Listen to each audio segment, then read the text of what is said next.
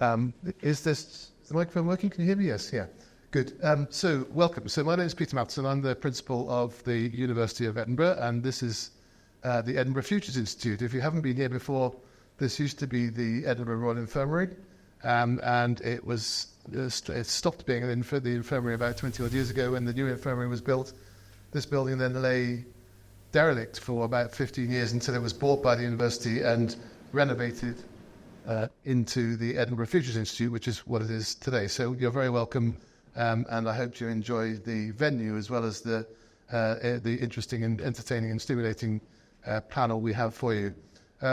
The University of Edinburgh is proud of its heritage in terms of its convening power. So during the Cold War, John Ericsson here convened conversations between the East and the West during the Cold War, and that process was felt to have contributed to the ending of the Cold War. And we're trying to build on that kind of convening power for Edinburgh in the form of the Edinburgh Futures Conversations, and tonight is the latest iteration. It's part of the university's ambition, written in our strategy document, to make the world a better place. That's always been the strapline of the University of Edinburgh, and these are not just high-minded words on a page. We know that this can't be achieved in isolation, and we want to be able to listen to and work with those who have experience in some of the world's most desperate situations to try and effect real and positive change. So the Edinburgh Futures Conversations this evening are to address the future of education and to hear from people who have experience of education in crisis situations.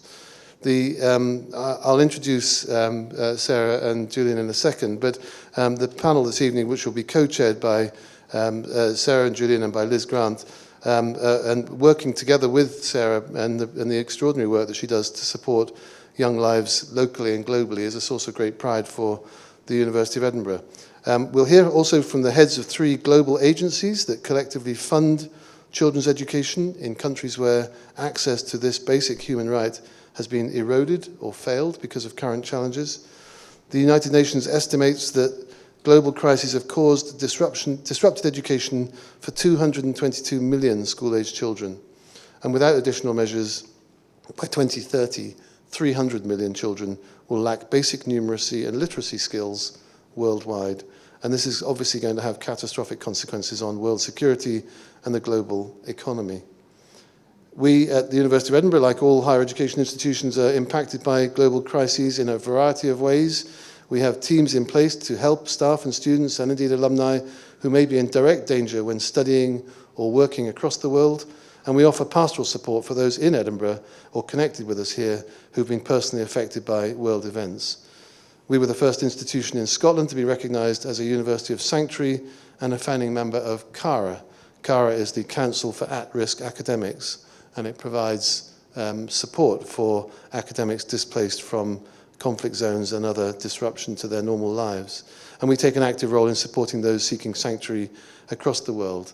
We have scholarships, collaborative projects, and community initiatives seeking to provide opportunities to people whose life chances have been impaired by events beyond their control, offering them safety and sanctuary in troubled times and helping to transform their lives. Earlier this year, a new umbrella programme, which we call Education Beyond Borders, was established to further support displaced students and academics. And in September, we welcomed our first cohort of students from more than 20 countries within the new Displaced Scholarship Programme. Of course, as we speak, the extraordinarily upsetting and escalating events in the Middle East are continuing, and this is a sensitive time for many among us. Like most universities across the UK, some in our community have raised concerns regarding our investments, which we're continuing to review at the highest level. And I and my senior leadership team view protest as an important part of the life of a university, provided it's carried out peacefully and with respect for our whole community. And we've stressed that at this time, more than ever, we need to come together and treat one another with kindness and understanding. Before I hand over to the panel, I want to just share an aspect of this that many of my equivalents in institutions across the UK and the United States are wrestling with.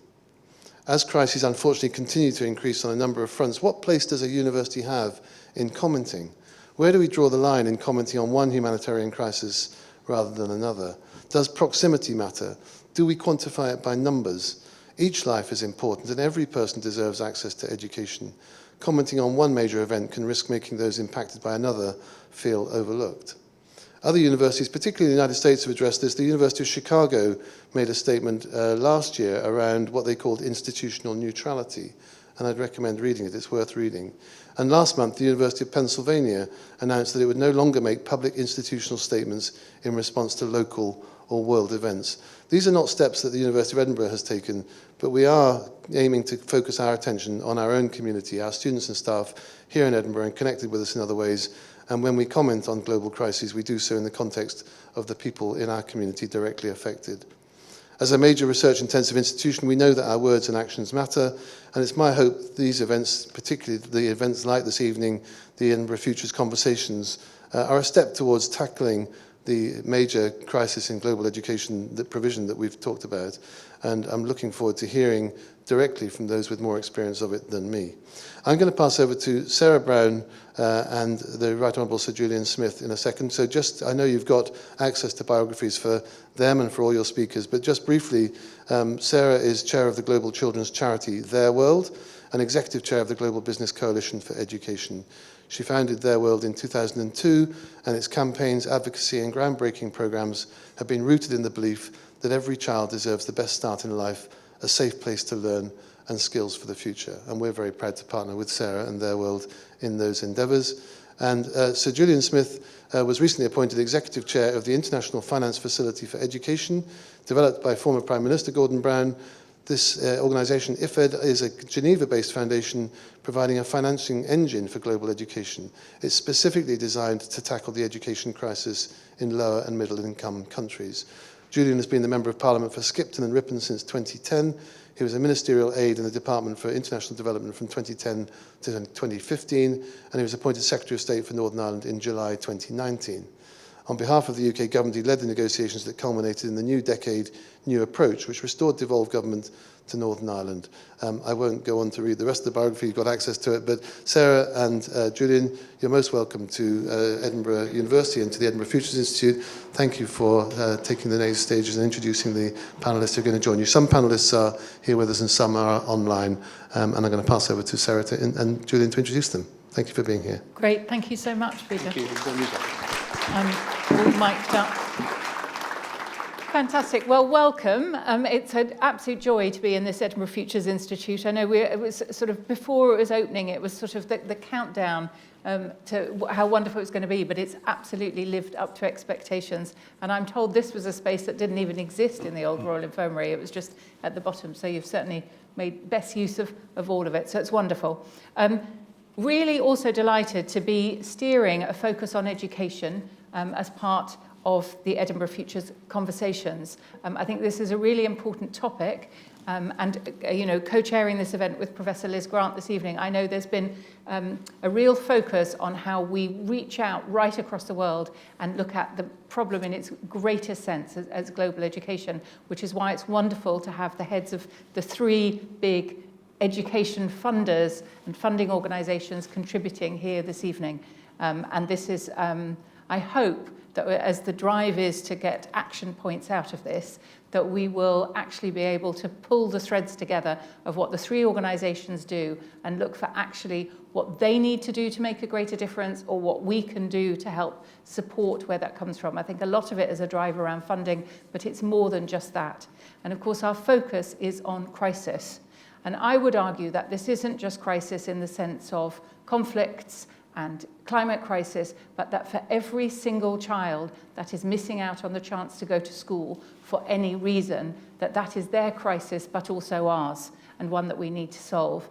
And, Peter in his kind introduction said that I'd set up Their World with that focus on providing safe schools for children around the world, and we faced a challenge of looking at about 250 million children around the world. Well, that number's the same today.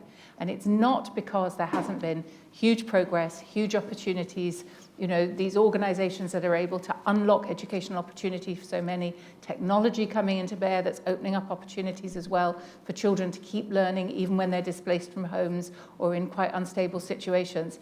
It's just that we seem to, as many children get into school, there seem to be children whose lives are just such upheaval, and not just these terrible, terrible conflicts that we're seeing, but also the climate crisis is encroaching more and more, and we're seeing, from month to month, I was going to say year to year, but month to month, you're seeing new events happening around the world that definitely relate to climate crisis, that are taking children out of being able to schools, where there are floods, where there's drought, where there's any other kind of change in weather systems actually impacting on children where they live and where they're able to go to school and how safely they're able to go to school as well. So this is a huge challenge to try and address. And at the moment, we're all running to stand still and feeling like we're not quite making it. But I'm not without hope. There are some amazing people around the world who've made education their focus. There are world leaders who are stepping up to it. We're seeing the G20 in Brazil this year. We'll have the G20 in South Africa next year, where world leaders are putting education on the table. Maybe we could get them to focus more, and that might be an action point we could look at. But all of the things that we can do for where those big decisions are unlocked and how we can mobilize together. And Peter's also challenged us tonight was how to make universities relevant and what they can do, what Edinburgh can do, but also setting a standard for other universities to follow. And if universities are not able to stand up and just put out statements, maybe there's other things that they can do too. Finding a safe haven for academics is certainly one. Finding more opportunity for students is another. But again, we should push our thinking this evening, really challenge ourselves to think about what it is we want universities to do and the part that we can play. Now, I want to be able to bring in each of our three speakers this evening, and I'm going to check that we have Laura and Yasmine on screen. There they are, beautiful. Edinburgh Futures Institute is technologically with it, not just gorgeous. So greetings to both of you this evening. Now, we have Laura Frigenti, who is the head of the Global Partnership for Education. We have Yasmine Sherif, who is the Executive Director, Education Cannot Wait, and Julian Smith, who is the Chair for the International Financing Facility for Education, so snappily named. And I'm going to stumble over it all evening. But each of these organizations do something quite distinct and make such a difference. And I'm going to start by going to Laura. Laura is the head of Global Partnership for Education, which is connected in and part of the World Bank, but has also been doing this for the longest time. I don't mean Laura personally, I mean the organization that has been there right at the forefront with the World Bank, looking at opening up education for children in a development context, being able to unlock opportunity, working with low-income countries. So I'm going to start by going around each of our speakers just so that we can really understand what their organizations are and what, as leaders, they're there to drive through at the moment. So Laura, if I can come to you first. Thank you so much, Sarah, and thanks everybody for having me. I loved when I saw that you have future in the title of your event, because I always say that without education, there is no future. And I think that it is with that, on that assumption, that about 22 years ago, the leaders of the G7, the 7 largest, at that time G8, the 8 largest economies in the world, decided to create a fund that was dedicated and exclusively focused on education, because they saw that education was foundational to any kind of growth, development, stabilization of any society, whether it is mature society that are struggling with issues related to inequalities, or whether it is low-income society that are still struggling with the big geopolitical differences across parts of the world. Since then, GP, that started small, just working on about a core group of 20 countries, has grown exponentially. We have been now working with about 90 plus countries, all the low income, the fragile states, and I would say the vast majority of the middle income countries. And we work by basically bringing around the table all the players that are involved in the implementation of the activity related to the education sector. Very often one thinks that education is just the responsibility of the Ministry of Education. That is not. the case, at least in our understanding. There is a very strong role from civil society organization. There is a very strong role from private sector that are ultimately the users of what the education sector produces, and so on and so forth. So we bring everybody around the table and we help them work with governments at understanding what the bottlenecks are that are limiting the ability of the sector to actually produce the skills that are needed for the challenges of today. And that is our work, is basically looking at structural issues. It is looking at systemic issues, but it is also understanding that in a context of general fragility, as the one that, the two speakers that preceded me made reference to, there is need for also inventing ways of intervening to make sure that the emergencies are limited and their impact is reduced.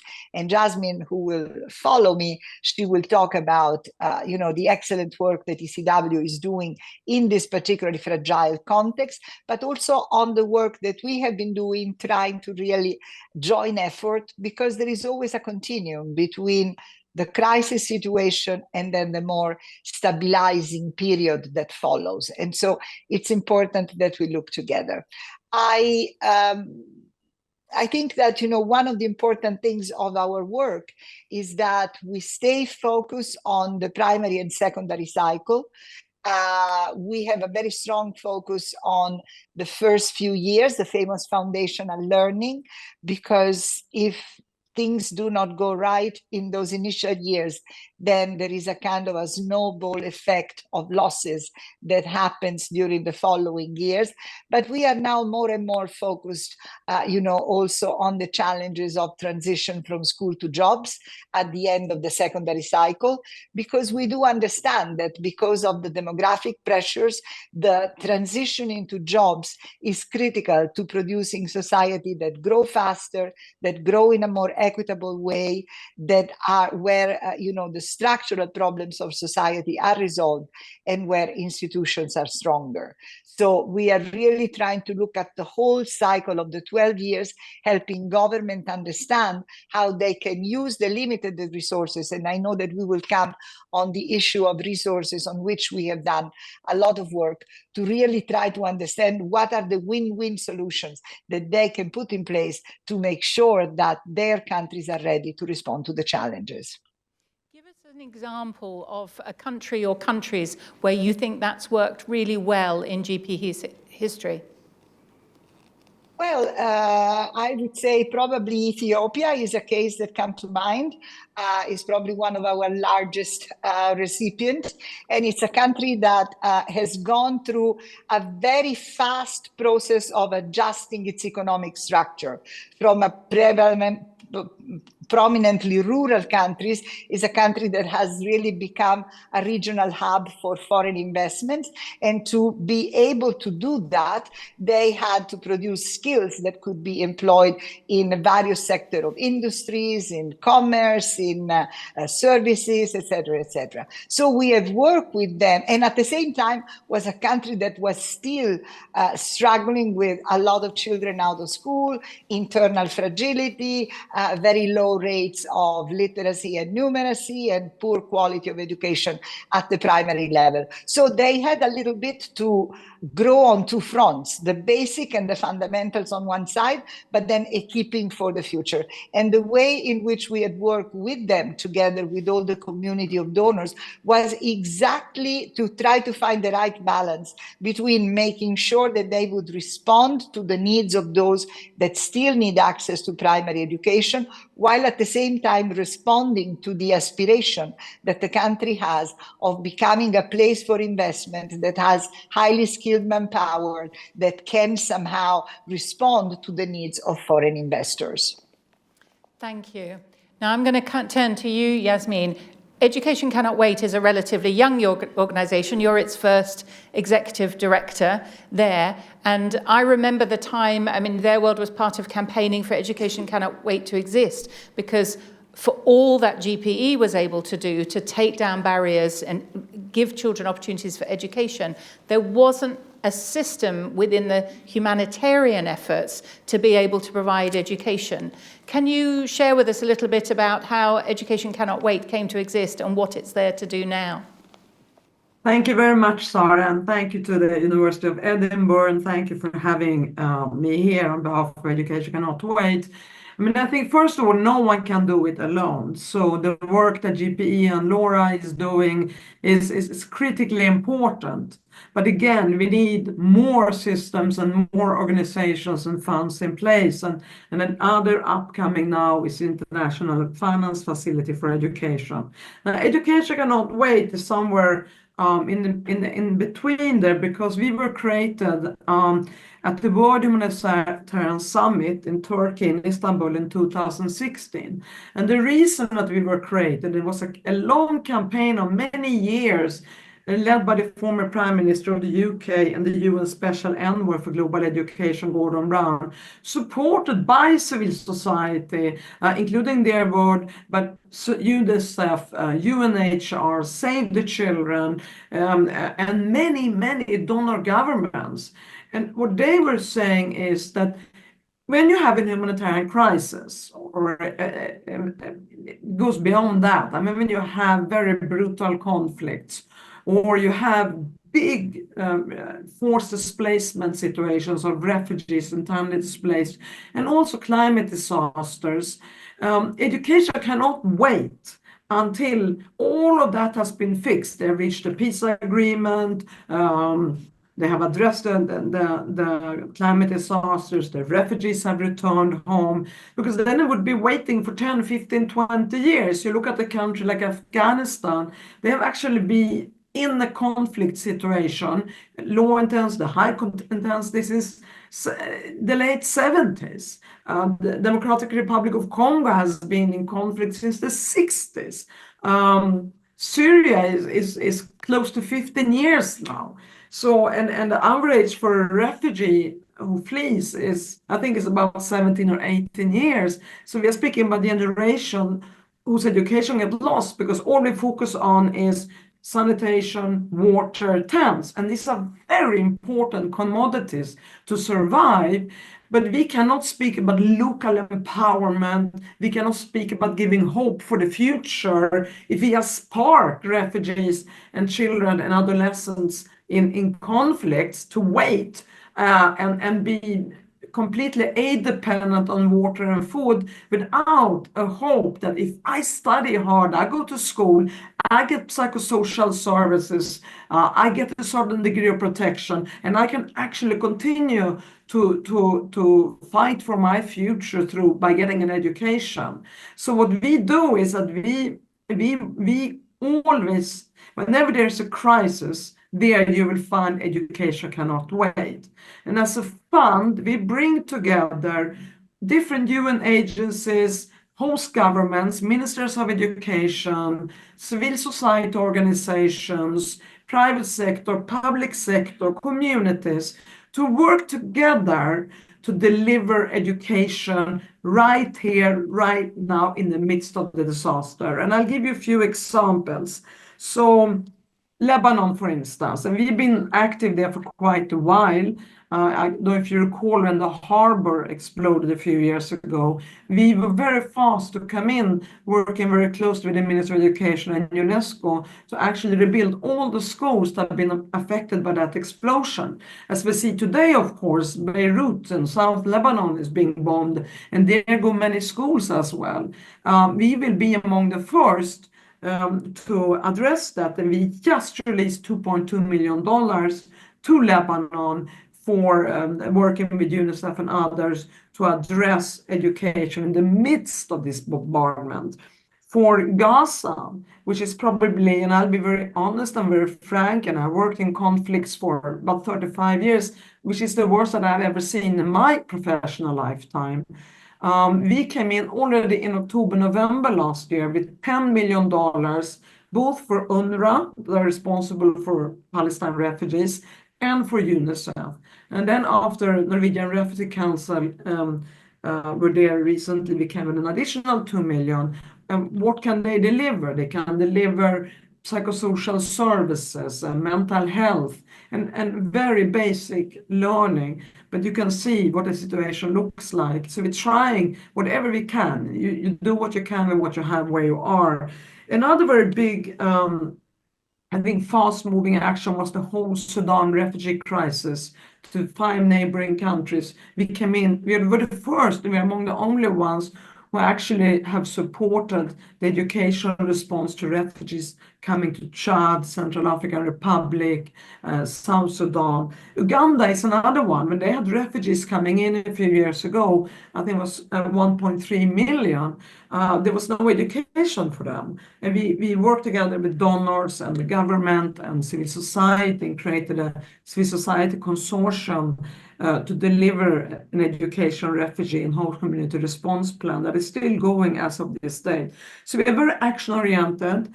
We move with speed, very fast. You have to be fast-moving in a humanitarian setting because education cannot wait. But we also operate with depth and substance. So in our latest report that was just released for last year, we had reached by then 11 million children with a child-centered holistic education. And this includes also preschool children or early childhood development. And the learning outcomes that were measured amongst all of them reached nearly 90%. So it's not just about going into a classroom or having a trained teacher. They actually come out and learn. And this is very important because in sub-Saharan Africa, for instance, only 1 out of 10 children can comprehend a full sentence and read it at the age of 10. And in Africa, it's estimated that in 35 years, 40% of the workforce will come from Africa. And today we have 400 million children who live in emergencies, of whom only one-fifth do not go to school. So we are facing enormous challenges. Not to go on too much, I'm sure there will be a second question, but I think the number one is finances are important. It costs money to educate a child and provide a quality education. If you just want to give them a backpack, that's going to be cheap, less than $1 or $2. But if you really want them to learn, deal with their traumas, and have a continuous education, and also be inclusive of children with disabilities, refugees, it's going to cost more than $130. And I think we have a target of 1.5 billion for education cannot wait through 2026. And so far we reached about $950 million. And so that's 1.5 billion. So that comes to my final point. What can we do? I think we can shift all the trillions that go into the war machinery to destroy schools, as we are speaking, to destroy teachers, to kill children. If we could be more reasonable, if not empathetic, to shift the $2.4 trillion in 2023, was just last year, the $2.4 million that go to the war machinery to destroy, and we can hardly get 1.5 billion to cover the needs for a minimum of 20 million children to go to school. Somewhere our outlook of the world and our ability to prioritize on how to build a better world has gone completely lost. And I think that's the role of political leaders, parliamentarians, and civil society and universities like Edinburgh. I think you need to sustain freedom of speech as long as it is respectful of everybody. But academia, and I worked myself in academia, is a very important factor to change the world because you speak with intellectual honesty. And it's important to hold on to the UN values, human rights, and academia has a very important role, never to compromise on freedom of speech within the parameters of that meaning respect for everyone. Thank you. Great, thank you. So we'll see if we can come back round to some of those other issues, but really focusing on what the GPE does and what it's able to deliver with big systems and really being able to work with countries to transform things over a long period of time, and the way that education cannot wait can work, where it can move at speed, as you said. I'm really glad both of them mentioned early years as well, because they both know that the Act for Early Years campaign is pushing for the 0 to 5-year-olds and school readiness, so music to my ears.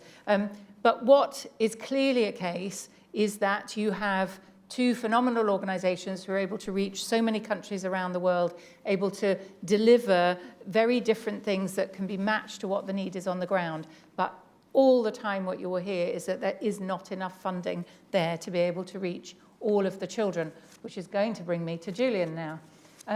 Julian, you've become and taken on boldly the chair of the brand new International Financing Facility for Education, which I'm sure it can get a better name at some point, but nonetheless, it's going to do a very, very important job, which is turn not enough money into more money to be able to deliver.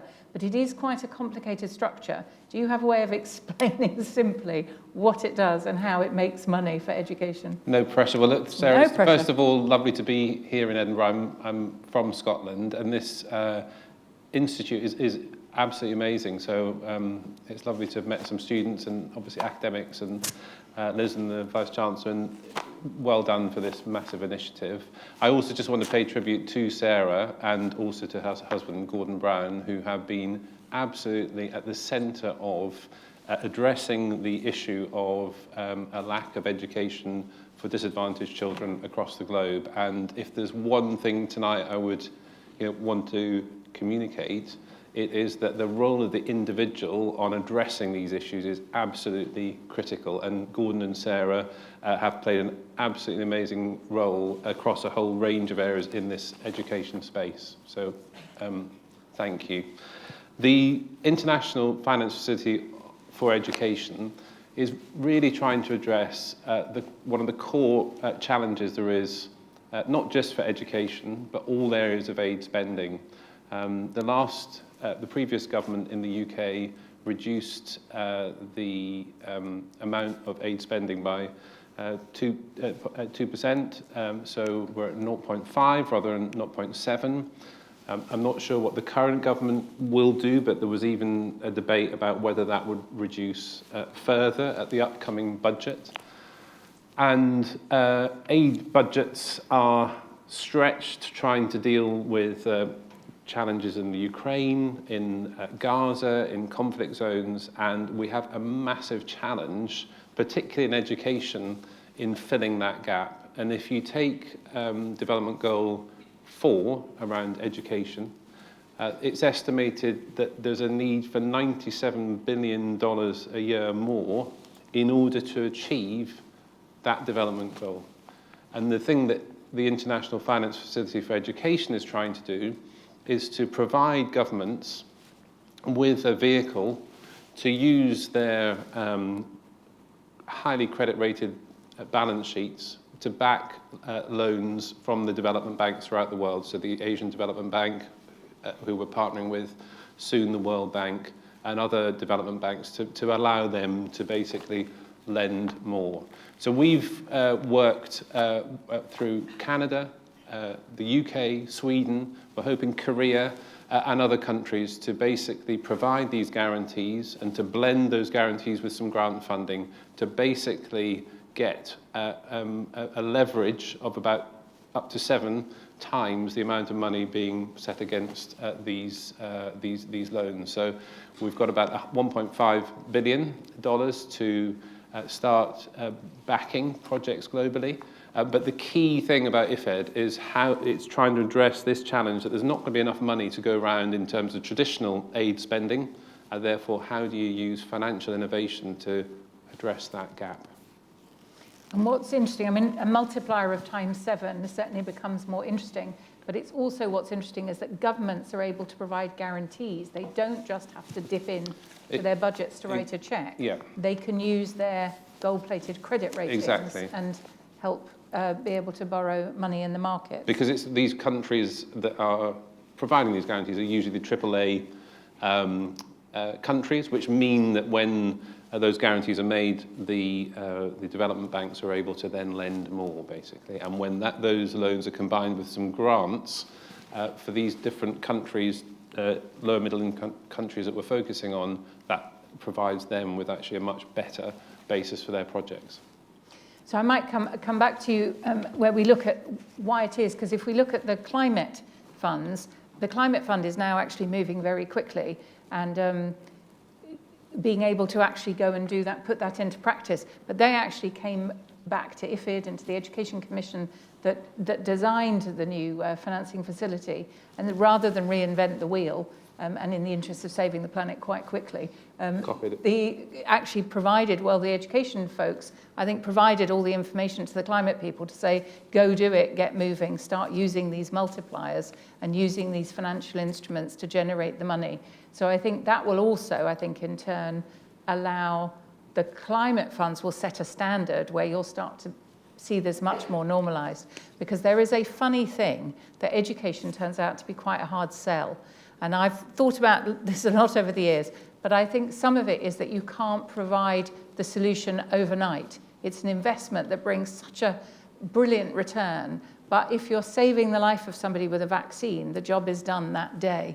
And if you look at the trajectory for global health, it's been able to grow so much more quickly and with progress. And not that it's not important, you want it all, but education is still in some ways making the case as global health and climate are moving, and yet it probably is what provides the answers. If you can crack the education bit, it will provide many of the solutions for the other things. So this, I think, is what the challenge is as part of the Edinburgh Futures conversation is setting today. Can I add one thing to what you've said, Sarah? Jump Sorry. in. I think one of the political challenges that it's worth us all thinking about is when I or other members of Parliament go and talk to their constituents about aid spending, it has always been quite a difficult conversation. There are obviously quite a lot of people that support it, but there are quite a lot of people that want their money being spent in different ways. And what I described about the last government, the discussions about this government looking at aid spending, this is happening across the world.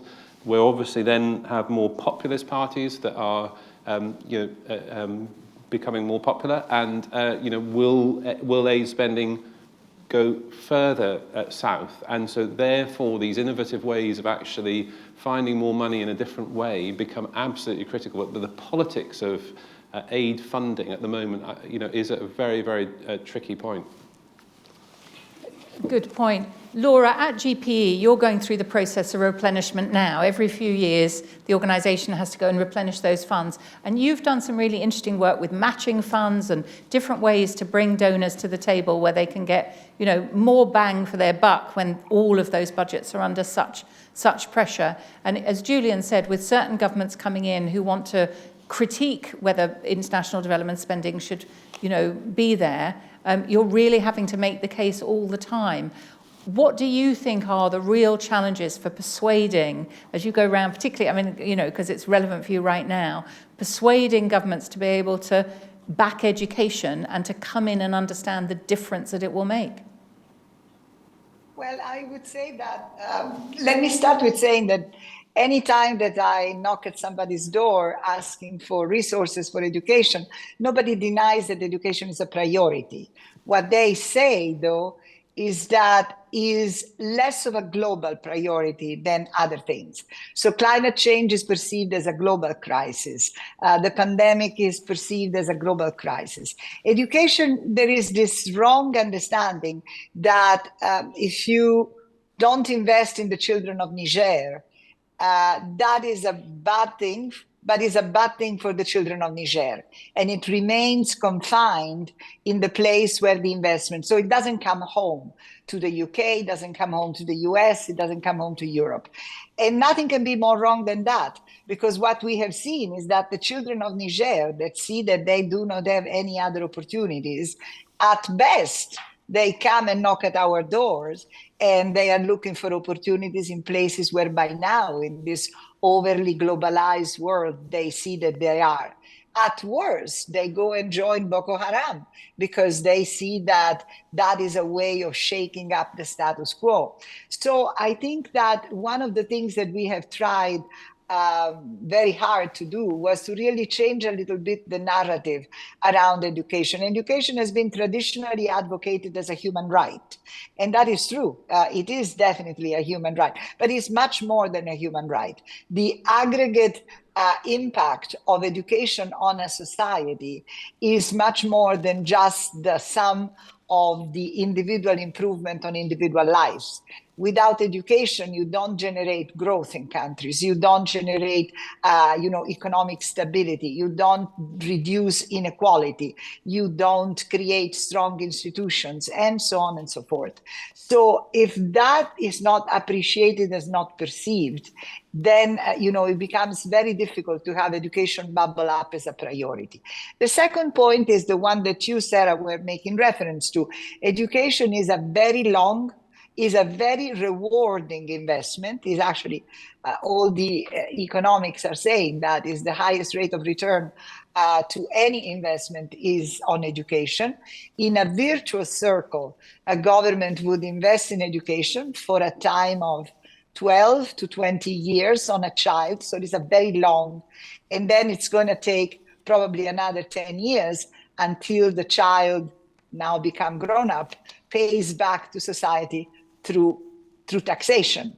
So the reality is that this is a span of time that doesn't coincide with the attention of politicians. And that is a very sad part, but we have to say that. Very few people have the vision of understanding that they need to invest for something that is probably going to yield results and returns by the time that they have left office, by the time that they are no more there, et cetera, et cetera. And so that is also something that doesn't make, education, how can I say, a preferred investment. The darling of everybody, vaccination, $1 in, one child, vaccinated, is very quick also to demonstrate results. It doesn't apply to education. The potential results and the long-term, the lasting impact of education in skills production, in learning outcomes, is something that takes a long time and it's hard to measure. So all this, and then the final point that I want to argue is that education is a silent crisis. It doesn't really produce those images that attract the attention of everybody on what we call the front page of the New York Times.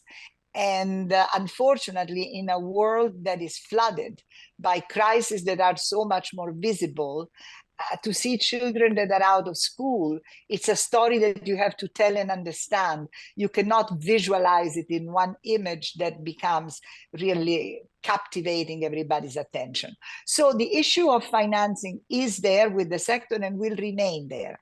We have started working on innovation already 5 years ago, and it's going to be very much at the core and at the center of the way in which we are planning our replenishment campaign, because the time of $1 in, $1 out in the global development business, not just for education, but across sectors, is unfortunately dead forever, for the many reasons that we have already said. And so you really need to be creative and find ways in which you can use the resources available to a maximized impact.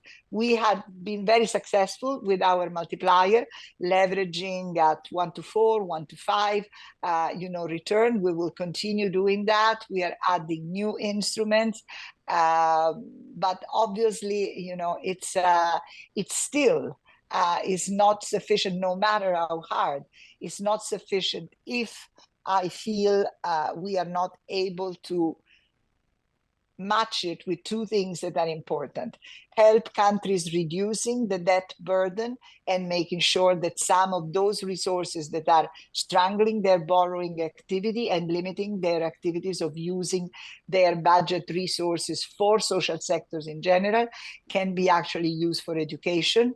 And the second one is really thinking about how we can attract to the sector the pension funds of this world, the investment funds of this world, all those players that wouldn't naturally be inclined to finance education, but that actually are very interested in having a part of their portfolio that can show some clear impact on society. And that is something that we have also been working very hard at, to really open a dialogue with those that are not the usual donors, that are not the usual multilateral banks, that can bring to the sector a richness of resources that at the moment is lacking.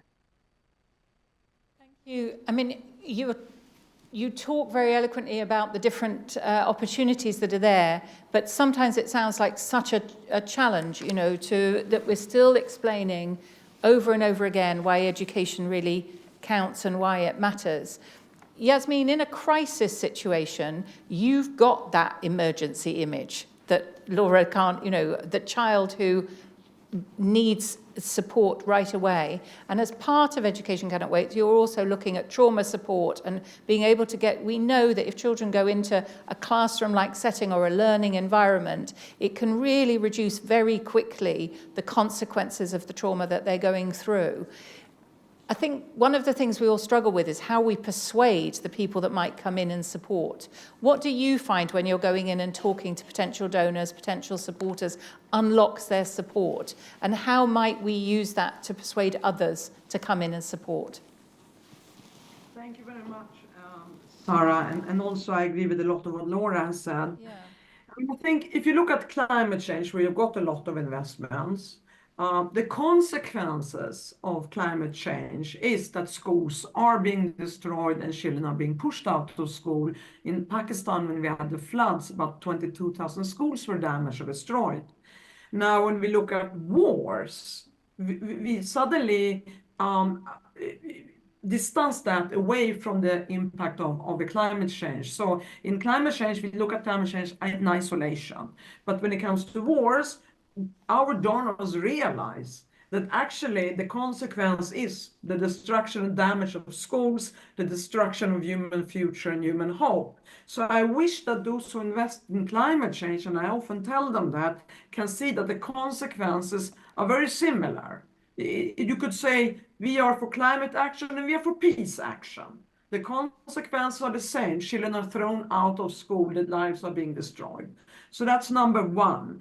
So if you want to invest in climate change, you go there. You want to invest in peace, you go there. But in both circumstances, education needs to be part of that formula. The other thing is you invest in human capital. When you go into an armed conflict and you have children who have seen their parents executed, burned to death, school destroyed, unless, and this goes back to a bit what Laura said, but unless they get a chance to an education, they might very well be tomorrow's warriors, tomorrow's militants, tomorrow's armed boys, and the girls will very likely become part of the war economy of trafficking. In other parts of the world, they will be subjected to early child marriages and unwanted pregnancies. So we're dealing with consequences unless you invest in the human capital. And the world is not just a piece of a round globe without humans on it. And whenever we fail to invest in the human capital, it will come to everybody's doorstep one day. And one argument we use, because as we see in Europe now, it's a very anti-refugee environment. We don't want refugees, we don't want refugees. Well, number one, you played a big role in creating those wars, and we can be very frank about that. But secondly, if you don't provide them education in the border areas, because the majority of refugees are not going to Europe. They're staying in Chad, in Turkey, in Lebanon, in countries where, in the neighborhood, if they don't get education there, which we are able to provide, they will continue across the Mediterranean up to the north and knock on your door. And not only will you lose, there will be a brain drain, you will lose them. They cannot rebuild the country because they've gone across the globe. You want them to rebuild that country. You don't want refugees. Well, you make sure then that they get an education in the refugee hosting country. So I think that is one thing. Now, to keep up with these vaccinations of one child, even though education is a long-term, 12-year at minimum, and I say here because I'm a staunch supporter with their words, emphasis on early childhood education. I think education starts the moment you're out of your mother's womb or in the hands of your caretaker. The first 1,000 days are super important for a child, but so are the first 5 years, 6 years preschool before you go on to school. If you miss those years, learning is going to be tremendously difficult after that in terms of concentration, the brain development, and so forth. So if you really want to invest in humanity, invest in human capital, you want less wars, you want less violence, you want less human rights violations, you want a stable and secure world, which you're supposed to uphold as international politicians, you got to invest in those who are left furthest behind. And if you do, you may actually get some great geniuses coming out of that because they are very resilient, they've suffered a lot, and if they get an education, they may actually be tomorrow's peacemakers. They might be tomorrow's human rights defenders. They might be tomorrow's change makers because they're very tough, they have a lot of courage, and they've gone through a lot. I think you constantly have to elevate their vision of the world. It's not this introvert thinking that we see today in the world. It's me, my little country. No, we are part of a human family here. And we can give you the number. Last year, ECW invested in the education quality for that year in 5.6 million. 5.6 million children's lives were changed in 1 year. That's 1 year of the courses. I mean, 1 year of the school year. So you can break it down. You don't need to speak about 15 years education. You can say, take 1 year at a time, one child at a time, and before you know it, you reach 5.6, 10 million, 11 million. Maybe humanize it more, make it more concrete. I think that is, but the biggest challenge for financing, and I insist, is they're twofold. One is the absurd willingness in investing trillions of dollars in the war machinery that destroys education and human capital. It's not logical to me how you can lead and at the same time making that your priority. Or go into the SDG agenda, and you have 26 SDGs, or what is this, and think that I think I will invest in health. That's going to be my priority. But how are you going to invest in health if you don't have doctors and nurses? Or I want to invest in gender equality. But how are you going to achieve that if girls don't go to school? Education is the foundation to achieve all SDGs. And it's also the foundation for peace, justice, less refugees, and more humanity and human rights. I couldn't agree with you more that I think education, sitting there at goal number 4, actually has the most profound impact on every other goal. But we're still left with this challenge of how we actually unlock the funding and the political support for it. Yasmine's talking about, you know, you're trying to talk to leaders around the world to deliver education when they're faced with conflict. Mm-hmm. I suppose, thinking of you, having a former Northern Ireland Secretary of State on stage, you've worked with groups where fundamentally everyone thinks they're disagreeing. Yeah. You must have learned something from that time where you think, I can walk into a room and get people to coalesce around. Can we get that focus on education? Well, I think we absolutely have to, for the reasons that Yasmine and Laura and yourself have talked about.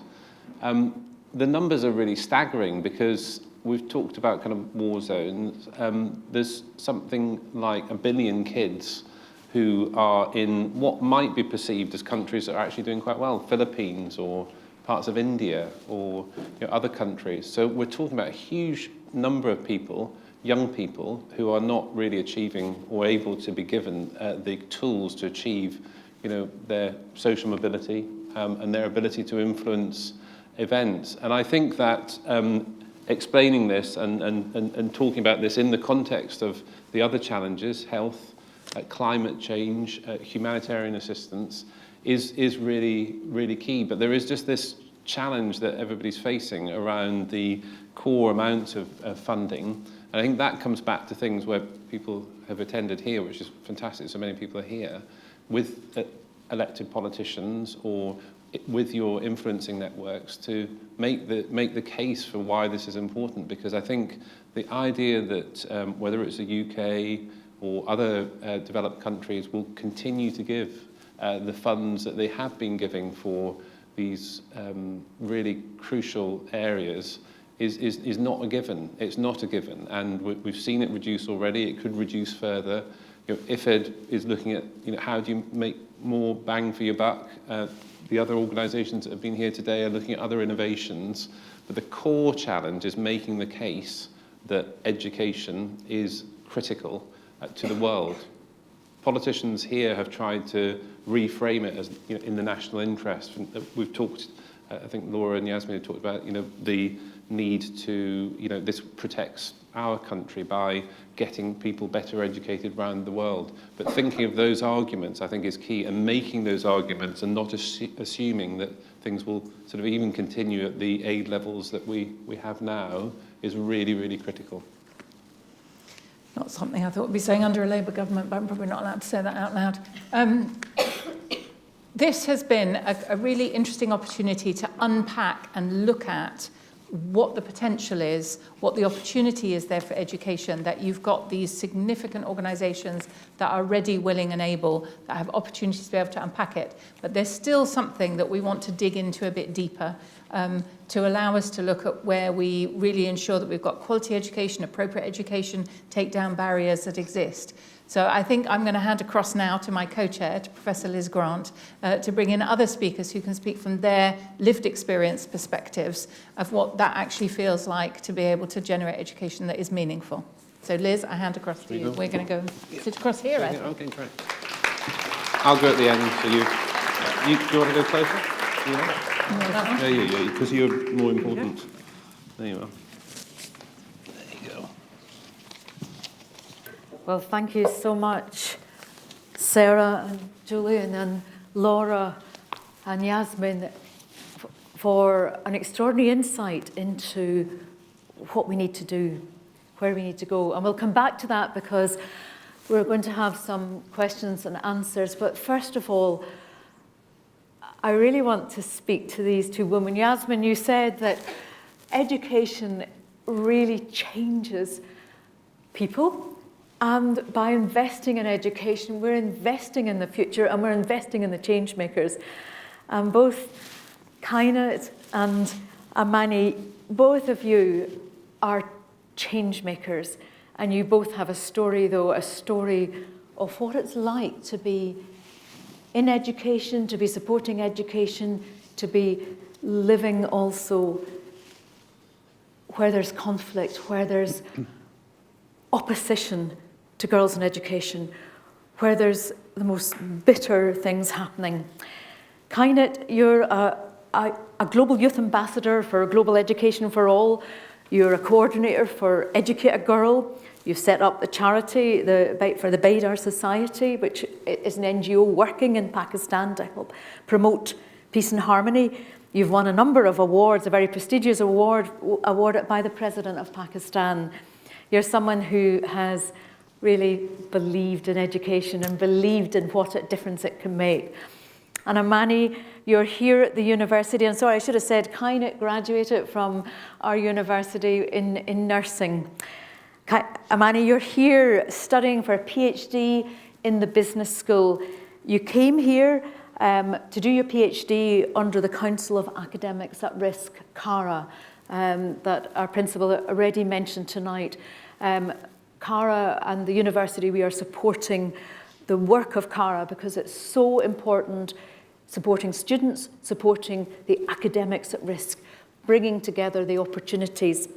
You were head of international relations at the Islamic University in Gaza. Before you came, you're an electrical engineer by trade, and you have a real interest in digital education. So what I wanted to ask both of you, just if you can say in a very short, a short snapshot, and I know how hard that is, but just to say, I want everyone to hear a little bit of your story of what it means to be a woman who has lived through these challenges. Kainat, if I can start with you, can you just give us all a snapshot of the experience in the sense that brought you here, the experience? Go ahead. Hello, everyone. Thank you so much for having me, and thanks, Liz and Sarah, for all the support in the University of Edinburgh as well. I'm Kainat Riaz. I'm from the rural part of Pakistan, Swat Valley. I'm Pathan, but proud to be Pashtun. So I'll just start it from there, that on the 9th of October, exactly 12 years ago, when I got shot alongside with my two friends, Malala Yousafzai and Shazia Ramzan, on my right shoulder. One day I was coming from school to my house, and then the Taliban stopped our van, and they were asking for Malala because she raised her voice for women's rights and girls' education. And nobody said anything, but they have noticed because she was sitting on the second person in the van, and they have started shooting. In that incident, I also got shot, and I'll just make it very short because we have a limited time. But that day changed my life entirely. Because one thing I still remember is there was blood everywhere in the van. And I also got shot, but I didn't realize that I got shot because whatever I was seeing, that Malala was on the floor, on the van, full of blood. And I came home screaming that Malala is dead because I wouldn't believe that she got shot on her head and she will be survived. But I was continuously saying that Malala is dead. And then my mom said that we have to go to the hospital as well because you got shot. I felt just numbness on my right shoulder, couldn't say anything, crying, screaming. My mom, dad, they were not at home. But once they came, when my brother called them, they took me to the hospital, and I was not agreed to them that I didn't want to stay in the hospital because I thought the guy's going to come back again and he's going to shoot me. I don't know why I was thinking, but I thought he's going to come back for me. There were two guys who, one came to the front in the van and one at the back. Finally, I got some treatment in the hospital, then went home and got the rest of the treatment at home. But I had a trauma, and I didn't sleep for days and days because I was scared. I didn't know whether I will go back to school again, and it was like my life changed completely. I was only 14 years old when I got shot. 3 months later, when I recovered and wanted to go back to school, nobody was agreeing to take us to school, my friend and I, Shazia Ramzan. My dad supported me quite a lot, and he said he's going to take me to the school because the guy, everyone said, if we take you to school tomorrow, that like if the same incident happened to you, then they will be, responsible, blah, blah, blah, and they didn't take us to school. So my family supported me. They took me to school, and I continued with education with the two policemen because still we were the highlighted people and didn't feel safe. Then one day we got a phone call from Gordon Brown and Sarah Brown, which I never expected and even didn't know, what should I do? I couldn't speak English, and we had a translator where Gordon talked to me and said, you have an opportunity, would you like to come over? It was the biggest decision ever for my family. But I think what we agreed was, after that incident in October, 3 months later, we had a bomb blast behind my house because the Taliban targeted me. And they were telling my dad that you have to stop your daughter now. You shouldn't send her to school. Just keep her at home and don't send her to school. And they tried to attack me, but instead, by mistakenly, or I don't know, should I say luckily or unluckily, I don't know, but 2 people died in that incident, my friend and her grandmother. And in our community, people were blaming me for that because they said, you were the main person and 2 people died because of you. I couldn't go outside. My father didn't go to the mosque because the moment he was stepping out of the house, everybody was just coming, you should leave the area as soon as possible. My father was a school teacher. We couldn't afford to go to a different area and start our life, somewhere else. Anyway, we stayed at home, not only the day I got shot, but also the bomb blast behind my house. I felt like there is nothing left in my life. I was so young. I was so desperate to go somewhere, just start my life completely, but no, I couldn't do anything. I wish I could do something for my dad, who was threatening by the Taliban, saying that today we saw you were wearing this kind of dresses, and if you didn't stop your daughter, tomorrow you're going to be dead. And I love my daughter, but my father and my dad said the same thing. He loves his daughter. But we couldn't do, because what my father and I and my family believe, that education will change this place one day. When I came to the Atlantic College in 2013, in September, I couldn't speak English. I was in trauma. Everything happened so quickly without any expectation. And this was the first time I came so far away from my family. So I think I was all over the place. I didn't, academically, I was so poor, because back home in Pakistan, in Swat, the education system was entirely different than the UK. However, let's come to the positive side, that I got a lot of support from Gordon Brown, Sarah Brown, and the University of Edinburgh, George Watson, where I went for a year to improve my points and my education. And I think if I look back then, I am an entirely new person. I didn't have any confidence. I was always sat at the back of my class, couldn't speak properly, as I said, no confidence. And I was always in fear that something's going to happen, because girls, women, we did not have any access to education. In 2008, when we were internally displaced back in Pakistan, we didn't go to school for 3 months, and it affected our lives so much. Mm-hmm. But luckily, my father was a school teacher, and he supported us, my family, my brother and sister. We stayed at home and we learned.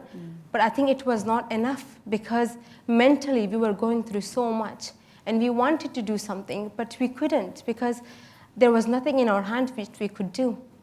So now I am working for girls' education and women's rights, and we are trying to do more and more work, that whatever I have faced, I don't want any other girl to go through the same situation. And I feel like after having a lot of experience here in the UK, in Wales, and now in Edinburgh, it really gave me the confidence and the courage to speak up for myself and for others who are not capable of. And I also realized that, with our society, we are working for education, but we are not only, giving education to girls, but also educating boys and men who can allow their sister, daughter, and mother to go to school. How important is that Exactly. as well? That it is about everyone having access, and that sense that there is the real possibility of change. There's hope in the midst of horror and fear and sadness. And thank you for sharing what happened. Amani, I'm going to ask you as well, because you have a different story to tell, and a story that's very raw and ongoing, because all of us, we follow what's happening in Gaza at the minute, what's happening in Lebanon, but none of us, unless we're there, have that sense of what really is going on. Can you share with us a little bit about your experience and about what's happening with families and those that you know and love back in Gaza? Yeah, thank you so much. Thanks, everybody. I consider myself a lucky person to be here, actually. I used to be head of the International Relations Department at the Islamic University of Gaza, where we concerned how we can internationalize a university and provide international opportunities for students under siege, where they cannot mobilize and exit Gaza Strip because of the siege that had been imposed since 2007. In Gaza, we used to have one of the highest literacy rate. 97% of the people are educated. I personally, I used to love to walk on in the roads and the streets when it is the first day in the academic year and the first day on the school, because I like to feel the vibes and the positive energy emerge from students, girls and boys. I like to walk on the campus of the university at every semester, because I love to feel that energy, positive energy, the colorful, the smiles of the girls and the boys. We actually, even though we are in context with this conflict, there is escalation from time to time, war, but we have girls, we have more than girls than boys studying at universities, studying medicine, studying engineering, studying all the STEM fields that worldwide there is a problem with the men and women percentage, but in our case we have 50%. So simply I got the scholarship. I was lucky to get the scholarship from University of Edinburgh Business School. It's a prestigious scholarship for me, and it's like, okay, I will study at University of Edinburgh back in September 2022. But because of I have the children and I have my commitment there, I used to commute between Gaza and Edinburgh. And after spending the summer in Gaza with my family and with the children, I came in here in October the 2nd to continue and pursue my This study. was last year, October the 2nd. Yeah, just 5 days before the start of everything.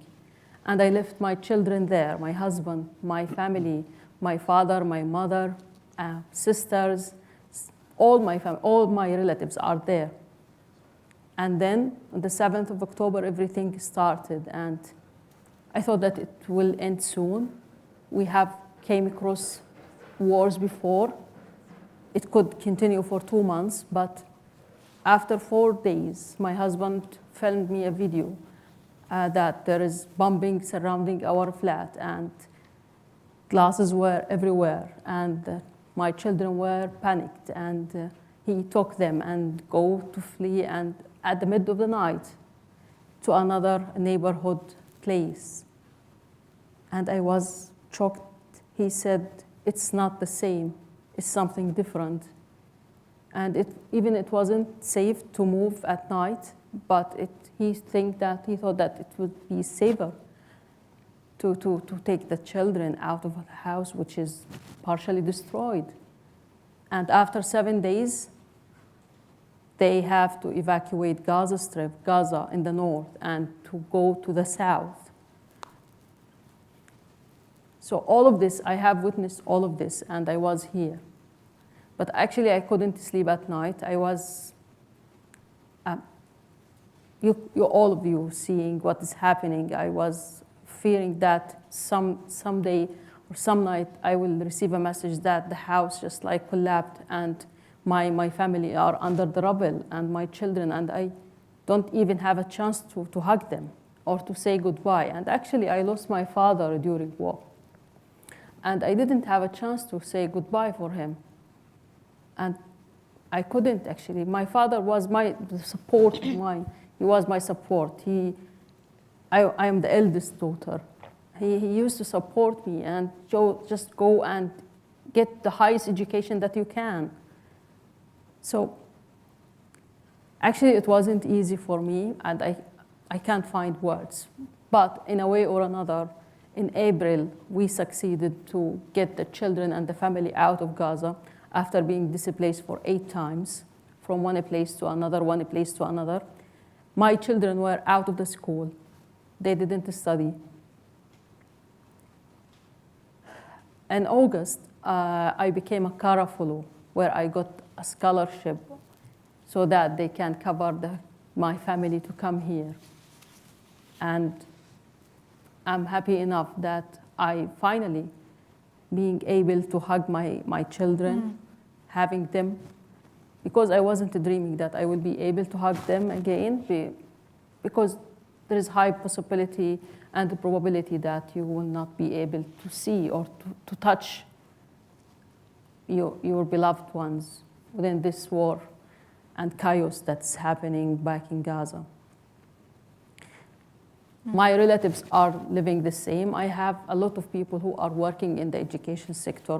I am personally working in the education sector. And we usually believe that education is the secret and education can't wait.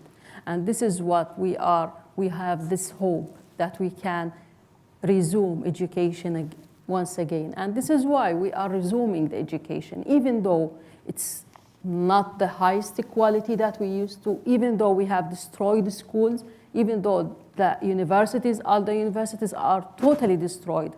But we resumed education. Why? Because the only thing that we have is our manpower. The only thing that we can do is to educate people.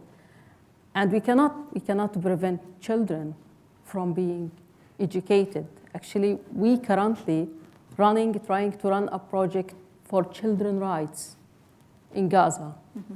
It's somehow funny to talk about children's rights in the middle of a war, in the middle of no security. Today I was seeing a girl who's holding her sister because she has something in her leg and she can't move. And she was walking in a road or in a street that we had never walked on because it's used for cars. It's not used to mobilize between cities or between parts of Gaza. So the hope is there again. The hope is there, and people in Gaza are hoping to continue and rebuild their country by education. And as Yasmine said, education can't wait. And this is why we are resuming the process of education with whatever resources are available. And here it comes the role of the international community to support people. People are struggling there to be educated, and that is the needed thing. Thank you for sharing what must be so hard to relive.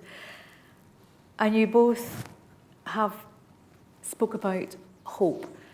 You've said that there is something. I think this is one of the most extraordinary things that as you both and so many children, young people coming through conflict, coming through crisis, can still look to the future and say, we can make things different. And you've done that, both of you, with your vision. And that's what I want to just ask you in this next couple of minutes, just very quickly. How do you retain a vision, or what do you believe could be the future? You've heard in the panel what we need to do around investing in education, but for both of you, in just almost a short sentence, what do you say to this audience tonight is your hope for the future and what we need to do, especially we as universities? Kainat, can I ask you first? What do we need to do? I think many of us, especially in the UK or any other developed country, you guys won't know the importance of education because all the facilities, everything is there for you without even thinking. But if you look back and just look at this country who are going through a tough life and situation, and they are facing so many difficulties in their life, then you realize the importance of education. And personally, I believe that education is, as Sarah and Yasmine, they mentioned, that education is like a foundation. And if we start it from the education, we can have a brighter future, and we can have less issues in the future. And that's why we have to continue working for education, especially women who are playing an important roles. And I know some people, they say, like, of course education is important, they just qualify and they go back to, the normal life. But for example, me or my other friends who are, for example, Amani as well, we want to have other girls, other people in the war countries to have access to education and to have a better life and better future. And maybe I think education, because of the education, the war and other issues can be resolved. And this will be the key thing to get access to education. And yeah. Thank you. And Amani, I mean, how do we keep hope alive, particularly in the context of what you're seeing on a day-to-day basis? How did you keep your hope alive, and how do we keep hope alive? There is two solutions. Whether number one is to keep depressing and do nothing and stay in the tents, waiting to die and waiting to rotten because no one is caring. Or another approach is to fight for your life and to struggle to get education with whatever available. So there are two ways, and we choose the best way is to keep our hope and to continue our struggling for our right to live. This is our right to live, and every human being has the right to live, and to live in dignity, and to live in safe, to get education, to get health services, proper health services, because no one is getting nowadays the health services in Gaza. It's something that we can talk about larger thing. No one is having anything like this. But what I wanted to say for the audience, for everyone, is that we are not giving hope, and we are struggling to continue living and having our rights. And everything from everyone is counted. Everything can make a difference. Everyone can contribute to the well-being and to the struggling of those people, because they are children, they are innocent, they don't have anything, they didn't know why even this is happening for them. So our role in the community, and my role, because I was fortunate enough to be outside Gaza when that happened, my role is to support those people and to keep them, and to support their struggling and to keep the hope, and to talk about our story everywhere, because this is the need. And Gaza, the forgotten corner, can make a difference because they are educated, and we will continue to be educated. That's a theme that has come through the whole panel tonight, and this discussion of the importance of the voice of children, the importance of the narrative, the story that we are telling for the future. And the other thing that came through with both of you, and thank you for saying, is both of you reflected on your fathers, and I'm so sorry also you lost your father, but you both reflected on how your father invested in your education, that sense that there is a generational support. How can we really invest in that generational support? You talked about boys coming into education, ensuring the boys are in education, ensuring boys and girls understand the equality of humanity. It's one of the things that, again, we touched about balance. How do we really ensure that there is this sense that there's a life in the future that we are part of, that we really can invest in? I'm going now to bring in all of you, if you have questions, because I know there's questions online. I know there's questions sorry, and I apologize for my back to you, Julian and Sarah. There's questions, but if we can, for the next just short time, 15 minutes, if you would want to ask some questions, and we can think, because a question that we had for tonight is, where do we go from here? But let me take some questions first. Can you put up your hands, and please also say who you are and wait for the microphone to come. So there's a mic just across here. Oh, in fact, I've got the microphone. Yes. So say who you are and ask the question. And so just here at the back, the back of the front, as it were. Thank you. Thank you. My name is Ishbel Smith. I am the Country Director for Scotland for a global education charity called Think Equal, which provides social emotional learning for 3 to 6 year olds in numerous global settings, including at the moment, for example, we're being rolled out into every kindergarten in Ukraine.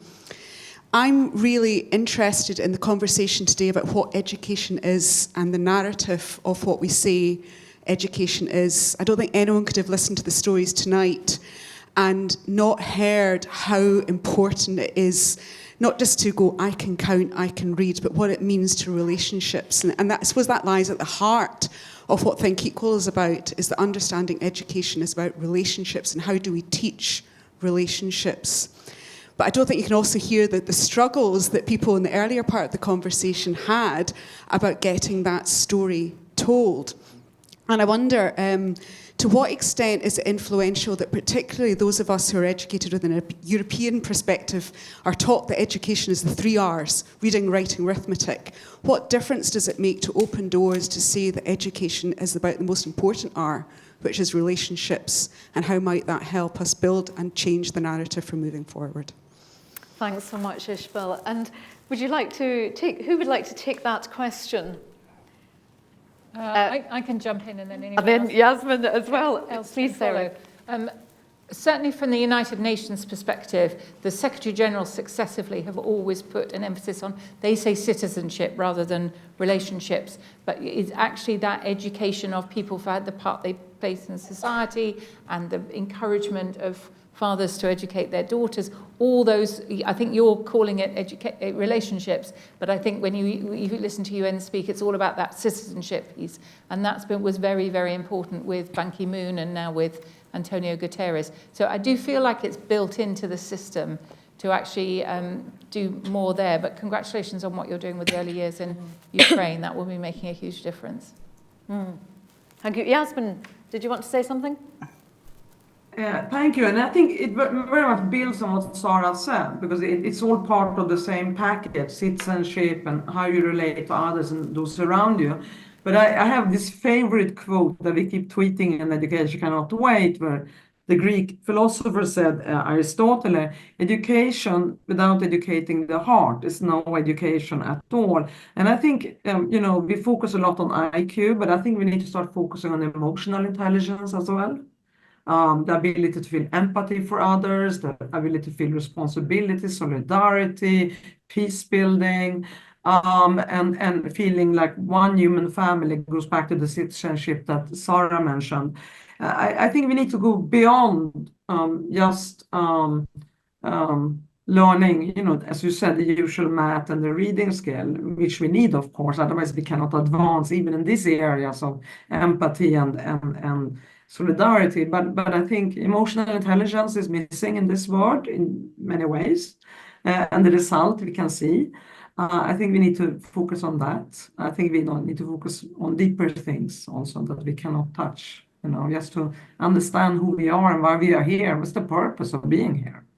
Thank you. Thank you so much for the education of the heart.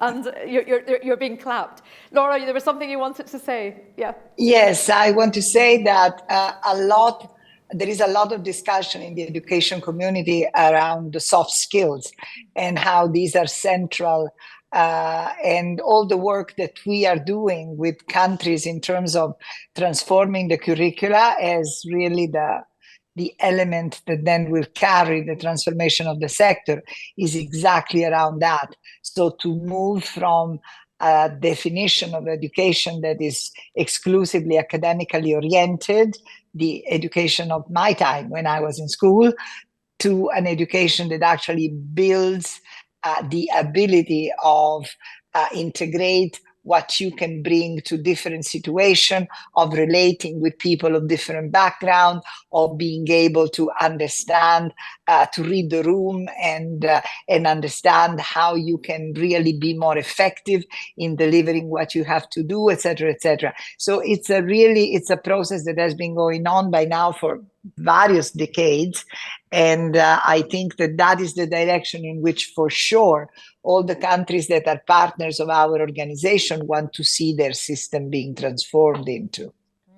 Thank you. I'll just say something really. Yes, please, Julian. So I think it's really brilliant you're doing this work, particularly in Ukraine, because young people are going to have to influence the post-conflict reconstruction. And, post-COVID, and with a focus on technology, we have to tell kids that likes or subscribes or whatever on social media do not mean building a relationship and do not mean influencing people. So I think it's fantastic what you're doing. The International Finance Facility is actually looking to start partnering with the World Bank, and once we get that online, we'll be able to look at the Ukraine, because that is a lower middle income country, to start supporting projects there. So it'd be really interesting to hear more about your charity. Thank you so much. I'm going to actually ask a question online, and I'd like to ask it to you, Amani, because given your background as well, and it's really, how does educational technology become a solution for students to learn during crisis, but recognizing what Julian says, that it's not, that there's more to education than just rote learning. Yeah. But how can educational technologies really support? Yeah, actually, because, after COVID-19, there is the online education, the digital education, the platforms. Like, people become more able to communicate and to interact through the digital technologies. And even within the crisis, sometimes it's even hard to have internet connectivity. Sometimes it's even hard to have electricity. But people are keen enough to find this in connectivity, and I think it's maybe not the best solution, but it is much better than staying without education. So online education, digital technologies, digital education is a solution for people who left behind, and this is something that I argue in my thesis, is that digital technologies support people who left behind, and one of them is education. And we have, even within this crisis in Gaza, we still have people who are online educated. Actually, universities, when they release the online education, we have 60% of the students enrolled in this education, and they fulfilled the requirement. Of course, it's not the best quality education, but again, it's better than having no education. And even though we have dropped 40%, but it's better than dropping 100%. So building for the future. Are there any other questions? There's a lot of questions, and I'm conscious I can take. I would like to take a question just up the back, if at all possible. Thank you so much. And bundle together a few questions. Well, yes. Oh, hello. I'd like to address this to Yasmine, something that you were saying.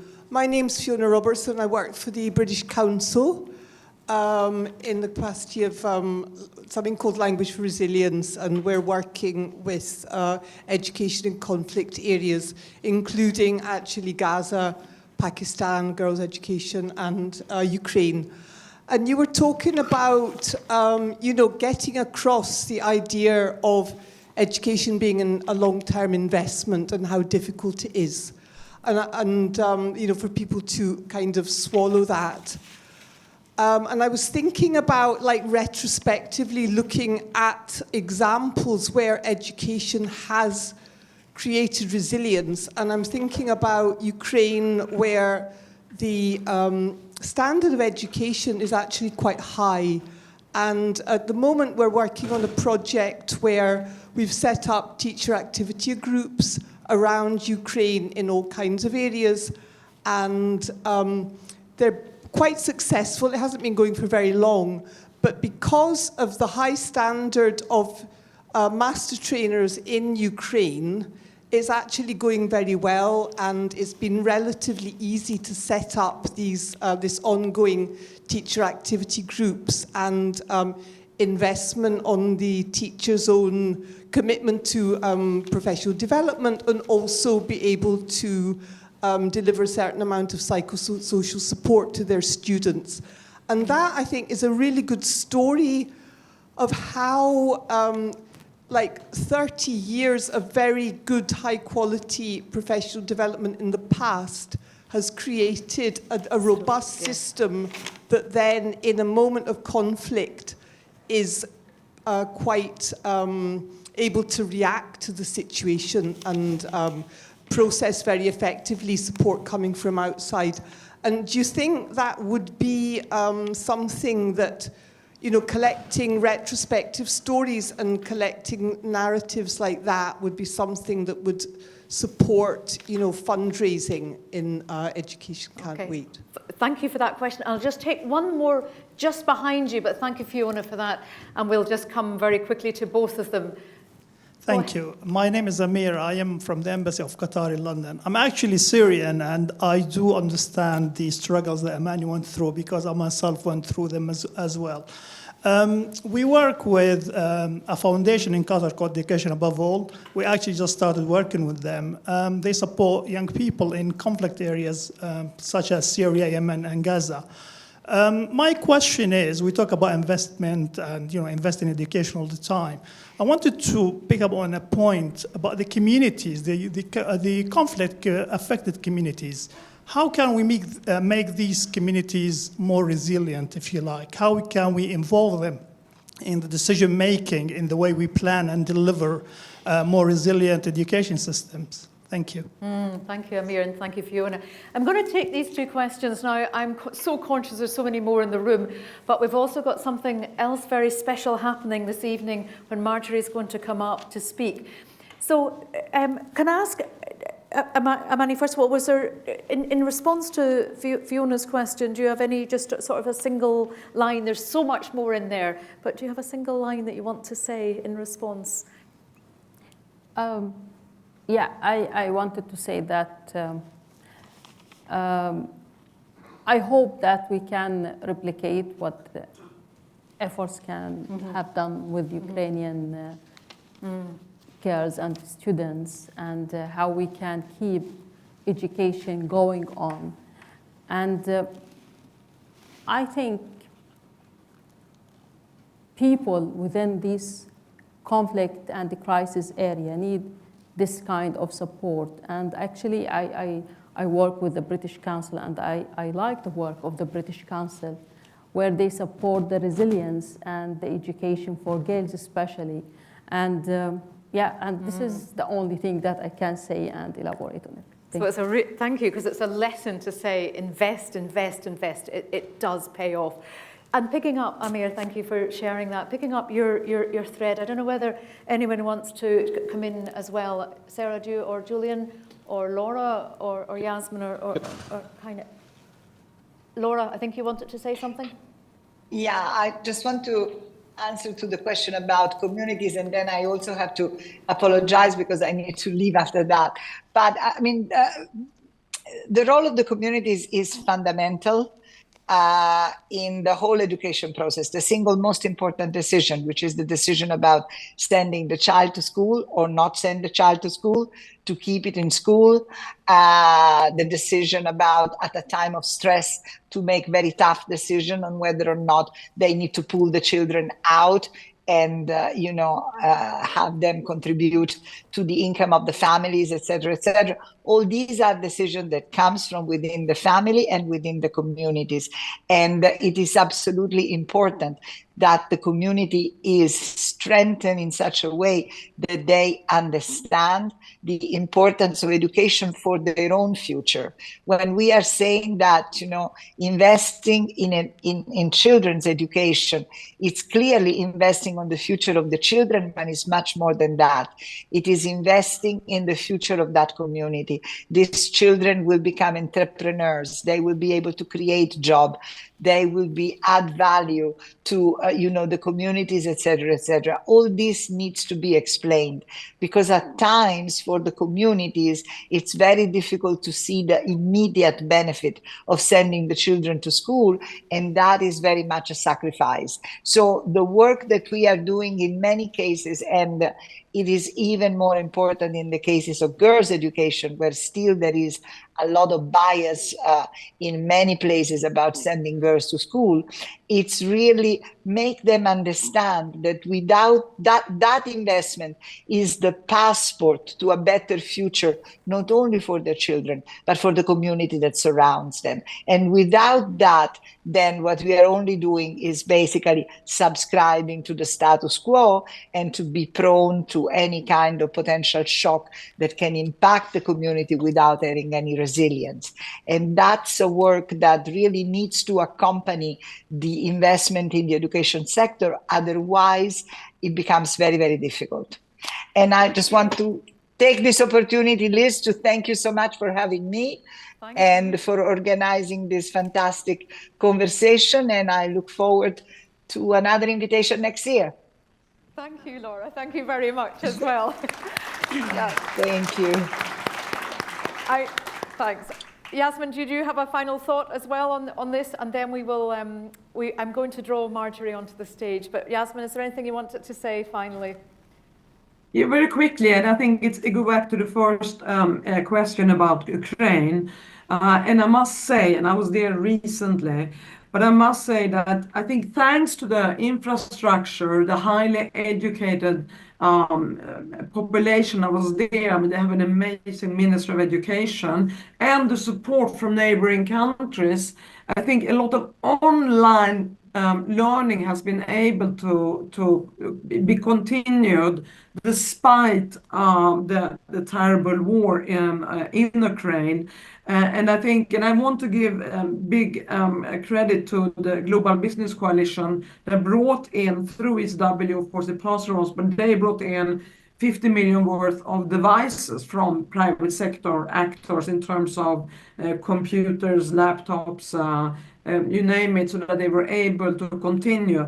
That is a great example that you can use to attract more donors. It's because you need to show success stories, but it's also a very unique one because the infrastructure, the education was there already.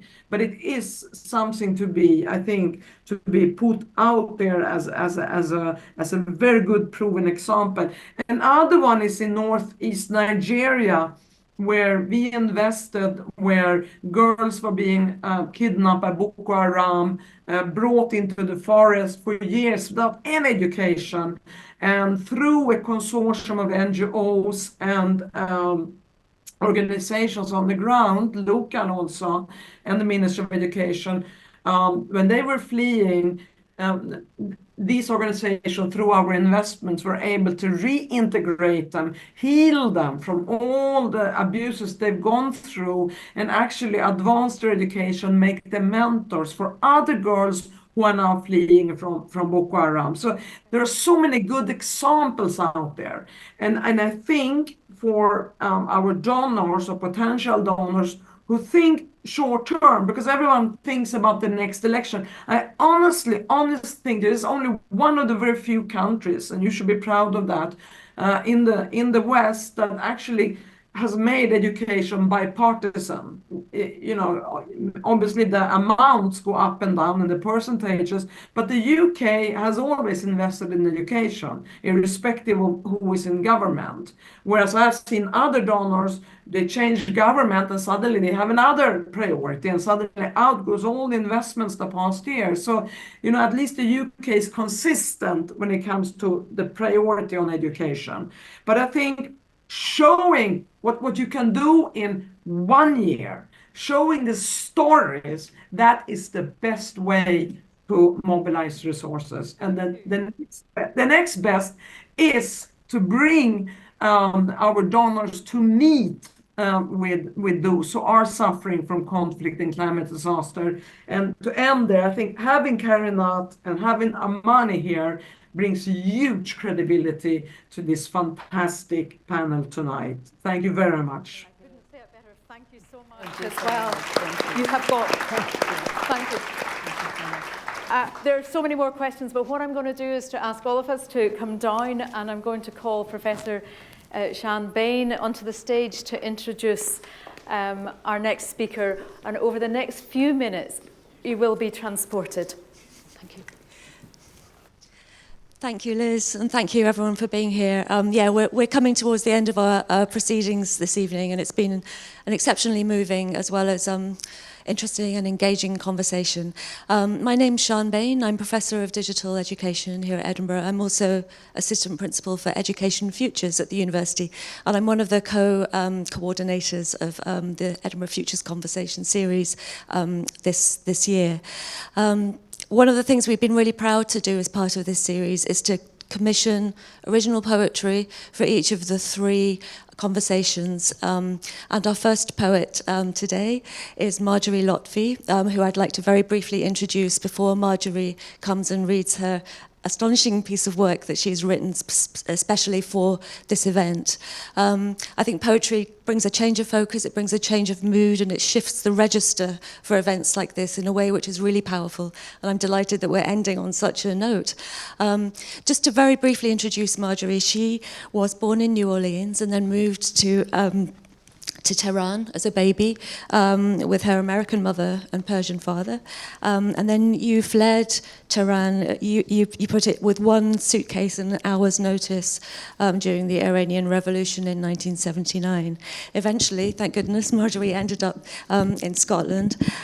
She's one of the UK's poetry rising stars, a multiple award winner, including just last week, she won the prestigious Forward Prize for Best First Collection for her book, The Wrong Person to Ask. One of her fellow poets wrote a very, very beautiful review of that book, which I wanted to just mention as a lead into Marjorie's performance tonight. She said, "Displacement and belonging in Marjorie's poetry are held in balance. Rupture and healing come hand in hand. Losses are irretrievable, but the courage to name them doesn't fail." And she'd also described your poetry as being full of grace, which I also believe that it is. So please, can you welcome to the stage Marjorie Lotfi.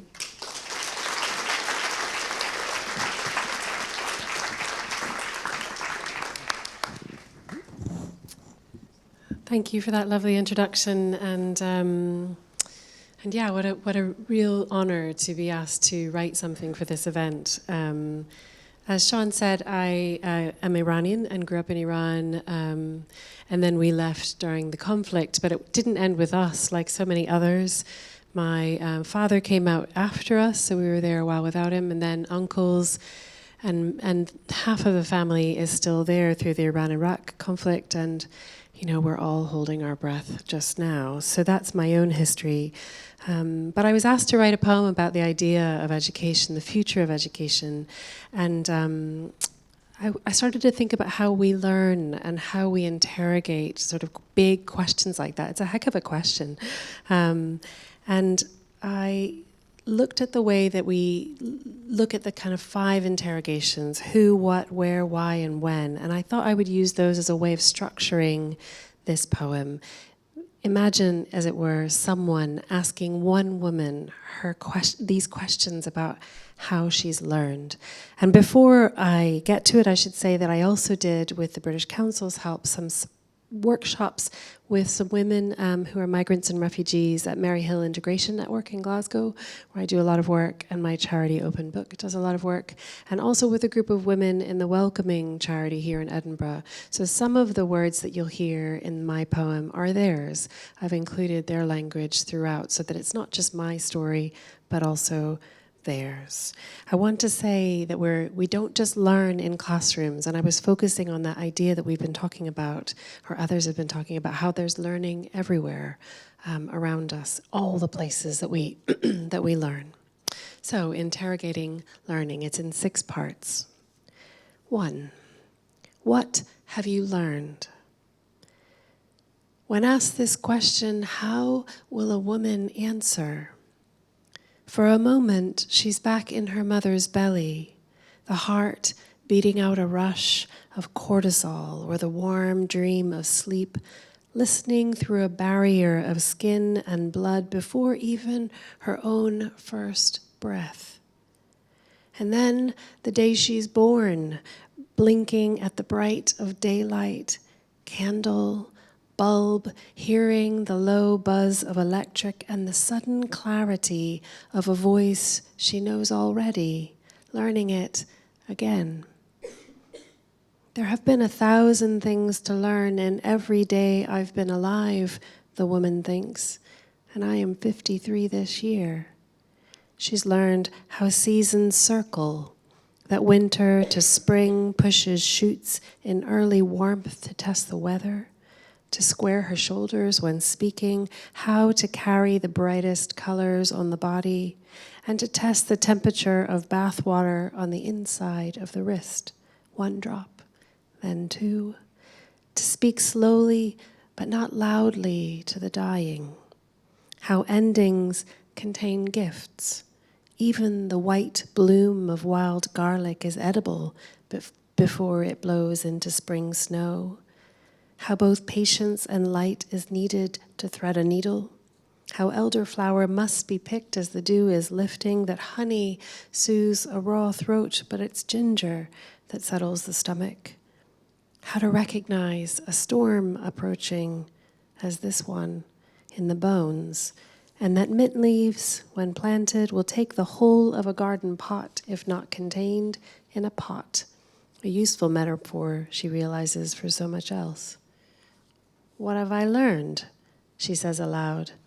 What a strange question. 2. Then where did you learn? Do you mean, what did I learn in school? She asks, and notes the nod.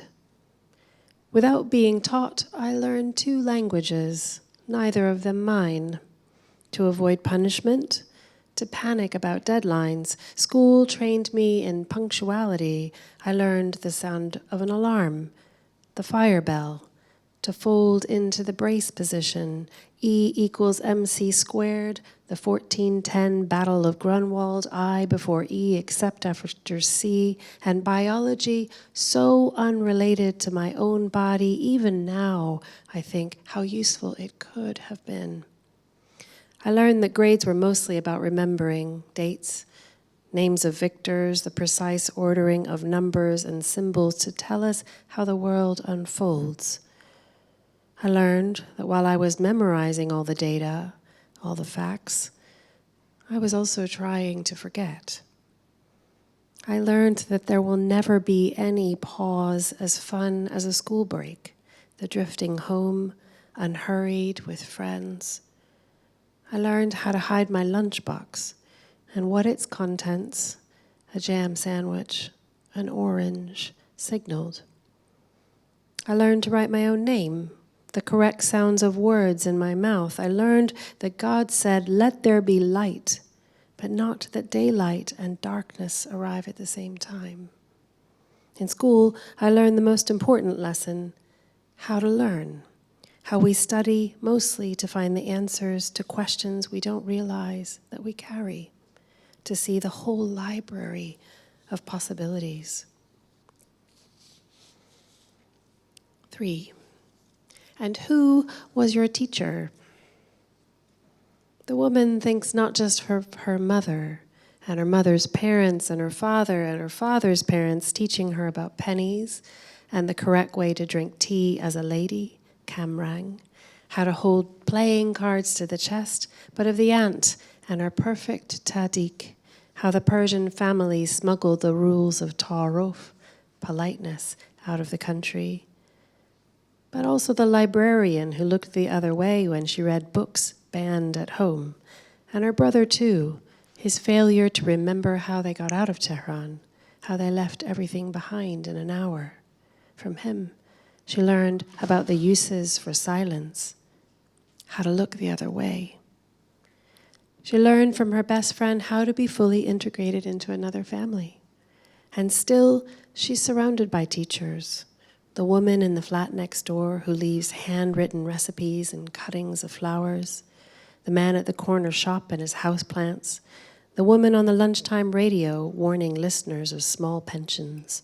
The piano teacher explaining crossing musical lines, particularly in Bach, how to think of each as a color, one shining brightest at any given moment. She's learning while sitting in the corner, a tactic she learned during school lunches, where she sat alone while the others laughed their way through the hour. And cooking, instinctively trying ingredients, was a great teacher too. And magazines and waiting rooms and street signs, and of course, the Prophet Muhammad. Al-Maro Yorafu bi Astekha. A man is known by the company he keeps. The seasons were her teachers, and the strict tutor at school. She never spoke out of turn, but was once made to stand with one foot in the bin. Another metaphor, she thinks, a lesson of its own.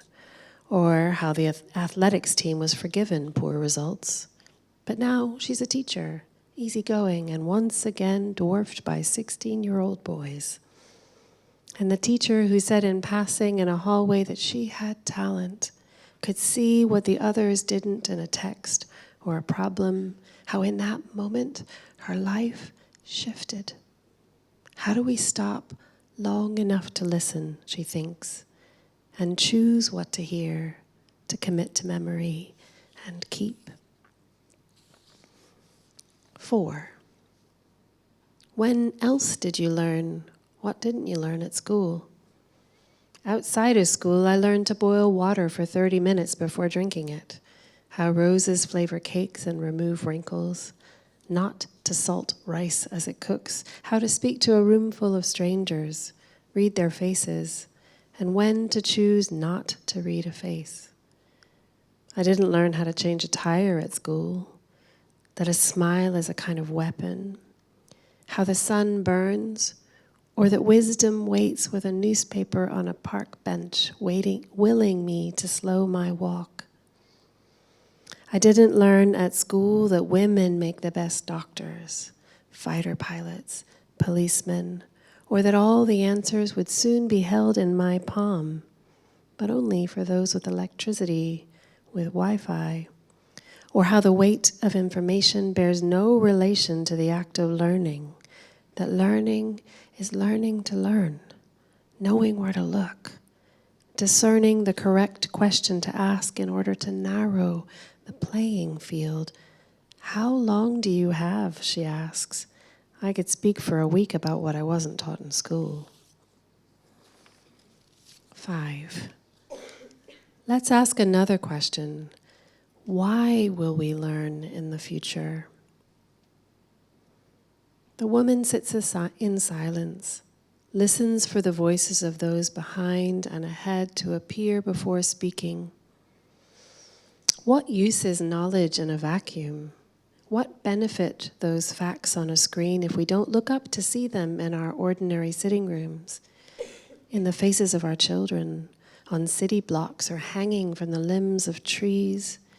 For all of human life, the earth has rounded our sun at the same speed.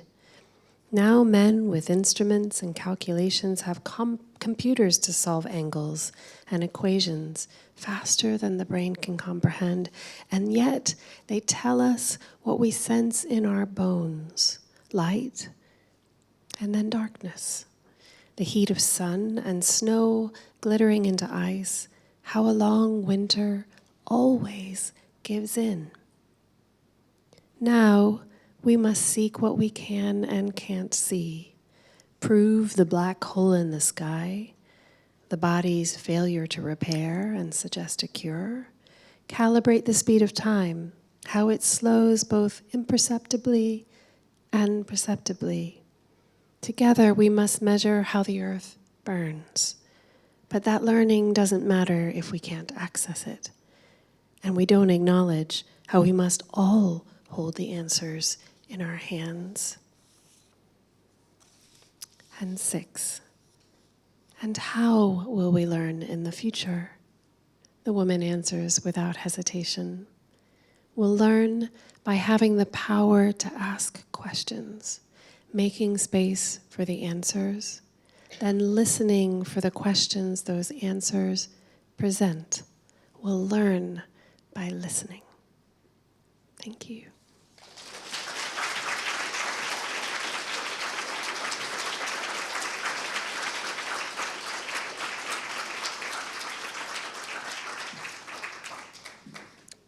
Thank you, Marjorie. That was incredible. Thank you very much for that. It just remains for me to say a couple of thank yous. I want to thank Liz and Sian and everybody else that's involved in planning and curating the Edinburgh Futures Conversations. They're a magnificent part of the university's repertoire in terms of addressing the world's great issues, and a huge amount of work goes on in thinking about how to organise them and who to invite. I'd like to thank all the events team for their organisation and for actually the technical skills. It did all work nicely. Sarah, I was nervous as well, but it worked well.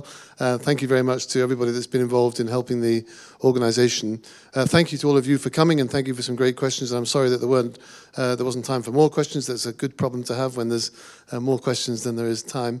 But above all, really thank you to all the panelists. So thank you to Sarah and Julian, and thank you to Yasmine and Lara who were online. Thank you to Marjorie for the poetry, which was very powerful and a beautiful way to end the evening. But I think for me, thank you particularly to Kainat and Amani for the courage to tell your stories and for giving us hope.